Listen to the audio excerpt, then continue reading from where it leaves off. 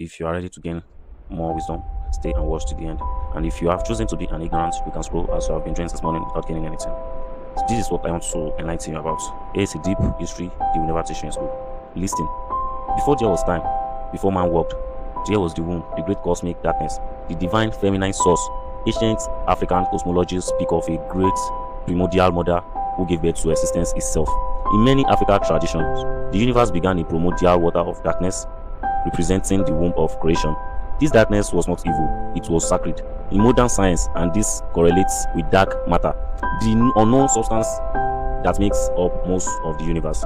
Pay attention to these key goddesses from African myths, which includes Non, Kemetic mythology, the primordial waters that birthed all life, and we also have Mut, mother in ancient Egypt, a primal mother goddesses who existed before any god or man. Nut, the sky goddess who swallowed the sun each night and gave birth to it every morning. And we also have Ma'at, goddess of balance, order, truth, and the cosmic law. She was not just a concept, her feather of truth was used to weigh the soul. These goddesses symbolize the black woman's role, not just in biology, but in universal order, creation, and sustenance. Back then, in 200,000 to 300,000 years ago, in East Africa, the first anatomical modern woman was Homo sapiens, and science has confirmed. Omo Valley in Ethiopia holds the oldest known remains of our species. And genetic studies trace all humans to a single woman, mitochondria Eve, who lived across 150,000 to 200,000 years ago. Although she was not the only woman alive back then, but a genetic line found in every living woman today. And furthermore, the significance of mitochondria Eve is that her DNA is passed only through mothers, and she was almost certainly a black woman living in tropical Africa. More so, her descendants migrated out of Africa, populating the entire world. This is not mythology, this is science saying the black woman is the mother of all humans. Wait, don't be confused. Pay attention. Out of Africa, in 70,000 to 100,000 years ago, groups of humans began migrating from Africa, and this is the best part of the story you like to know about. These humans evolved different skin tones and featured due to adaptation, but their DNA remained rooted in Africa. So there was Nile Valley civilization in 12,000 BCE onward. Civilizations like Ta Seti, Nubia, and Kemet, ancient Egypt arose. There were black African societies. These were black African societies where queens ruled alongside kings, and the feminine principle was sacred. And at that time, there were powerful black queens and goddesses such like Aset, which they called Isis. Back then, she is the goddess of magic, motherhood, rebirth, revered across Africa and later the Mediterranean. They as well had Sekhmet, the lion-headed goddess of war and healing.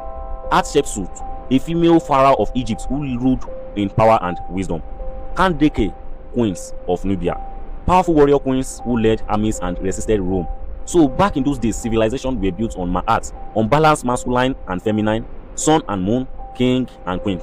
But as time passed, external forces shifted the balance, which is Greco-Roman influence from 300 BCE. They were the one that absorbed African gods but whitened their images. Aset became Isis and her African roots were hidden. Sacred feminine symbols were repressed or demonized.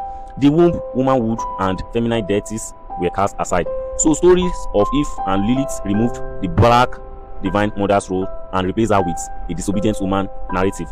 That's where and when the colonization and erasure came in 100,400 century to 100,800 century. The European invasions and the transatlantic slave trade. Europeans, shocked by African civilizations, then began crafting racist myths that Africans had no history or intelligence. They burned down the ancient libraries, which is the Library of Timbuktu, and rewrote history to begin with Greece and Rome. The black woman was reduced from goddess and queen to slave and object, and her knowledge of herbs, birth healing, once seen as sacred, was called witchcraft. They didn't just steal her body, they tried to steal her legacy, memory, and divinity. Even under oppression, the black woman remembered. In spiritual practices like Vodun, Ifa, Santeria, and the black woman continued her sacred role as priestess and medium. In the Caribbean and Brazil, enslaved African masked their goddesses as saints and kept worshipping them in secret. Women like Queen Nzinga, Ya Asantewa, and Nani of the Maroons fought colonizers and preserved tradition. In the 20th to 21st centuries, scholars like Sheikh Anta Diop and Dr. Francis Cress Wilson restored the African origin of civilization. Black women rose again as educators, mothers of culture, revolutionaries, and creators. And today we are seeing a global awakening, which means the black woman is reclaiming an identity, her power, and her voice. She is healing generational trauma and rediscovering her divine feminine essence. Movements of Afro spiritual feminine awakening and cultural pride are blossoming. We now know the first woman was a black woman. The first goddesses were in her image. She is the womb of humanity, the keeper of the wisdom, the guardian of balance. And no matter how far we've come or how much we've forgotten, the truth is returning. The world is waking up to who she is. Follow me for more videos like this. Remember to share to 5 friends, like, and comment your opinion on this. Thank you.